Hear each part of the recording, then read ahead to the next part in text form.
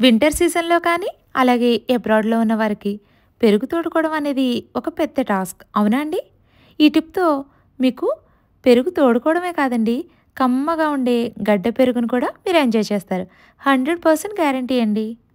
పాలైతే నేనిక్కడ Costco whole మిల్క్‌ని తీసుకున్నానండి. స్టవ్ ఆన్ చేసి లో టు మీడియం ఫ్లేమ్‌లో మరిగించుకోవాలి. నేను వాటర్ ఏమీ యాడ్ చేయడం లేదు. ఈ విధంగా మరిగించుకోవాలి. తరువాత పెరుగు తోడు పెట్టుకునే గిన్నెలోకి ట్రాన్స్ఫర్ చేసుకోవాలి. ఇవి గోరువెచ్చగా అవ్వాలండి. మరి వేడి ఎక్కువగా ఉండకూడదు, అలాగని చల్లగా కూడా ఉండకూడదు. ఇలా వేలితో చెక్ చేస్తే గోరువెచ్చగా ఉండాలి.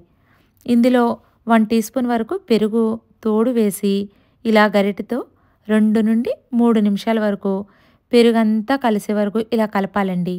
నెక్స్ట్ స్టెప్ అయితే అస్సలు మిస్ చేయొద్దు. ఏదైనా గ్లాస్ కానీ, గిన్నె గానీ తీసుకుని పెరుగుని ఇలా 2-3 సార్లు తొరుపుకోవాలండి. ఇలా పైకి కిందికి తొరపడం వల్ల పెరుగు 10-12 గంటలు లేదా క్లైమేట్‌ని బట్టి అంతకన్నా ముందే తోడుకుంటుంది. అంతేనండి. ఇంట్లోనే ఈజీగా గడ్డ పెరుగుని తయారు చేసుకోవచ్చు. మీకెవరికైనా ఇలా పైన నురగలా తోడుకోవడం నచ్చని వారైతే పాలనేవి తొరపకుండా గరిటెతోనే 3-4 నిమిషాలు నెమ్మదిగా కలుపుకోవాలి.